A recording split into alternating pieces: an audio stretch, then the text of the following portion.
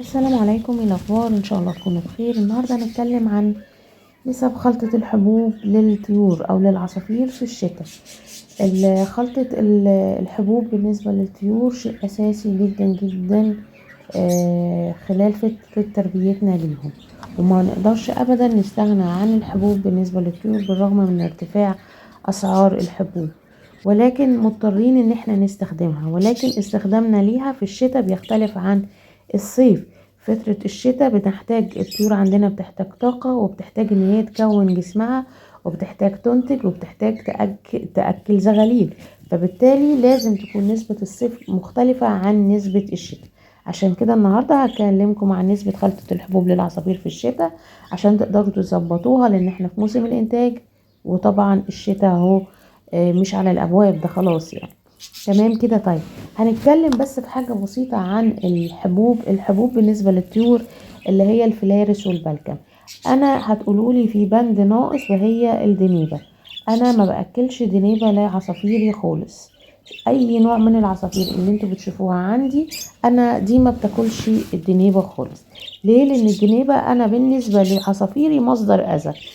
اولا بتسبب لهم امراض معوية كتير جدا جدا، اسهالات ممكن تحصل منها كتير، امراض معوية رهيبة، بتخس دايما منها. فانا على ايه بوجع دماغي واتعب طيوري كمان؟ فبستثنى بند الدنيبة. في هواة بتحب تستخدم الدنيبة، كل واحد بدماغه، وكل واحد ليه مدرسة معينة بينتمي ليها في تربية طيوره او عصافير. انا ما بستخدمهاش. على فكرة يا جماعة دي بيضة. انا كان عندي قص كان بايض بيضة وعايزة اريحه، فحطيتها جوه الحبوب، عمال بس منقلها عشان احتفظ بالسخونية او بدرجة الحرارة المظبوطة ليها للعصافير. ودايما لما يبقى حركة زي كده هتعملوها، تخلوا الجزء المدبب من البيضة هو اللي الاسفل، والجزء التاني هو اللي اعلى، لان هو ده اللي فيه انابيب الهواء او الاكسجين اللي بيتنفس منه الزغلول جوه البيض. تمام، دي معلومة كده على الماشي. طيب الحبوب بالنسبة لطيورنا اللي هي الفلارس والبلكم، خلينا عارفين ان البلكم ده كربوهيدرات، والفلارس البروتين. فالفلارس بالنسبة لنا لازم هنزوده في نسبة خلطة الحبوب في الشتاء. ليه؟ لان انا عايزة بروتين برضو بيدفي الطيور وبيديها حجم حلو جدا. عشان كده انا في خلطتي مع طيوري، بس انتوا زي ما انتوا عارفين دي 3 علب للخلطات، لان كل نوع من الطيور عندي ليه خلطة. الكناري خلطته مش زي الكوكاتيل، مش زي البادجي. تمام. الكناري طبعا بياكل الفلارس بس مع حبوب الطاقة، والكوكاتيل طبعا بنضيف عليه لب. وهقول لكم النسب اللي انا بمشي بيها في الشتاء مع طيوري. انا في طيوري في الشتاء بحاول ان انا اخلي يا اما النسبة 1:1، يعني بمعنى اصح الفلارس على قد البلكم، كيلو فلارس على كيلو بلكم. ودايما بقول لكم ما بحطش دنيبة، بس بضيف اضافات تانية. يا اما كمان بزود شوية من الفلارس في حالة وجود زغاليل. انا بحب كده ان انا ازود الفلارس اكتر لو في زغاليل. يعني ما فيش زغاليل هحط كيلو على كيلو، لو في زغاليل ممكن تلاقوني حطيت كيلو ونص على نص بس من البلكم. طيب ليه بعمل الحركة دي؟ لان الكوكاتيل طائر كبير، بيحب يغذي حلو، بيحب الحباية الكبيرة، فبيأكل اكتر. لو انا مشيتها كيلو الكيلو هيتعب وهيمل من البلكم.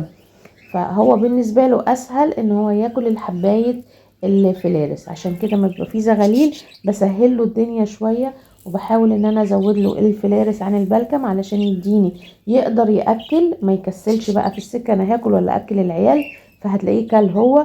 فبالتالي انا بجبره على انه ياكل كتير من الفلارس، يعني اشبع اهو عشان تشبع لي وتغذي لي الزغاليل اللي موجوده، يطلع حجمها حلو، ما اضطرش ان انا اتدخل يدوي في تاكيل يدوي. بمناسبه التاكيل اليدوي، عندنا يعني وجبتين للتاكيل اليدوي هيظهروا لكم في حرف الاي، او هثبتهم في التعليقات المثبته تحت لو بتحبوا الطريقه دي في ان انتوا تتواصلوا للفيديو، توصلوا للفيديوهات دي. دي بالنسبة لخلطة الكوكاتيل 1:1، أو كيلو فلارس على كيلو بلكم، أو كيلو ونص فلارس على نص كيلو بلكم لو في زغاليل. بضيف ايه كمان عليها؟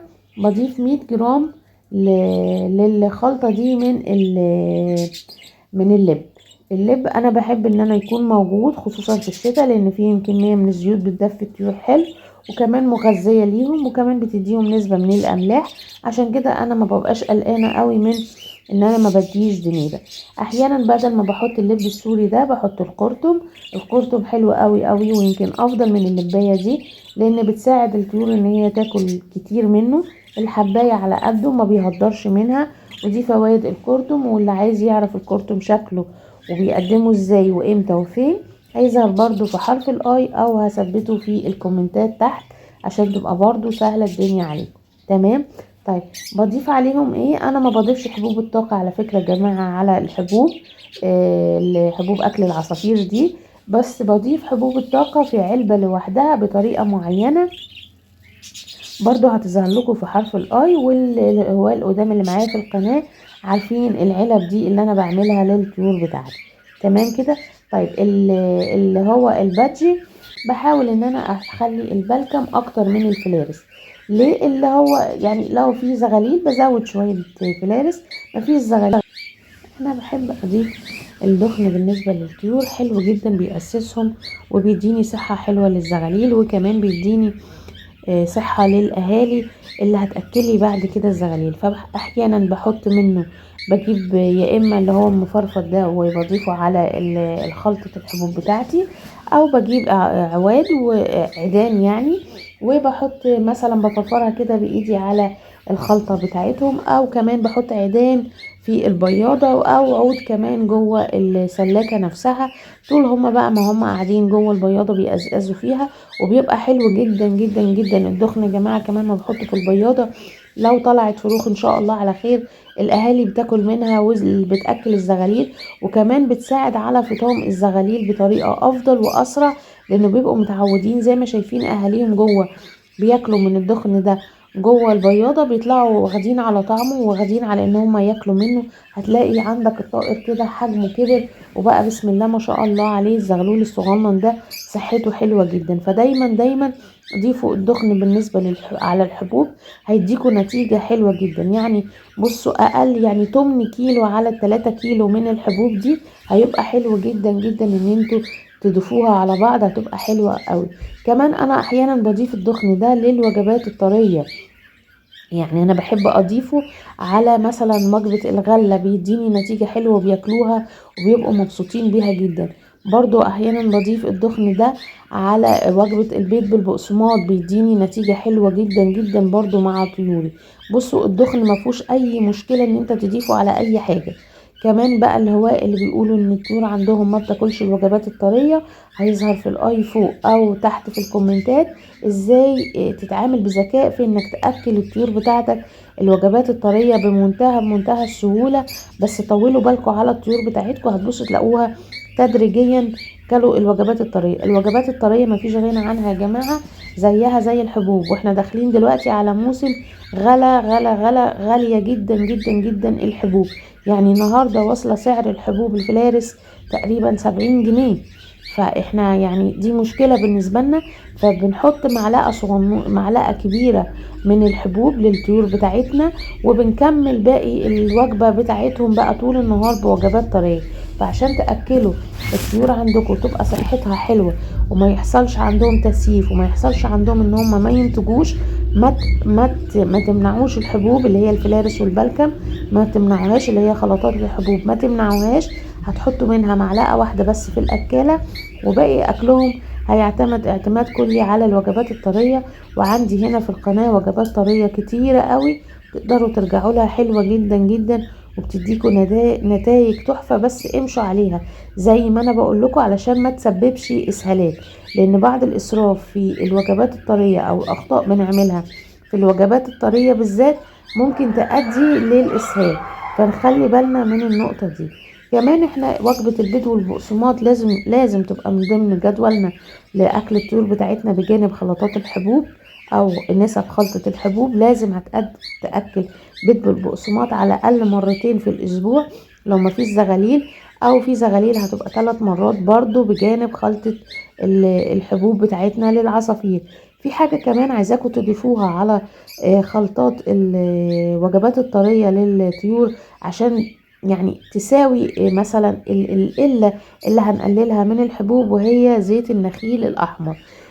حاولوا، ده سعره مش غالي، حلو جدا زيت النخيل الأحمر، لأن داخل سيلينيوم كمان بيدفي الطيور عندنا.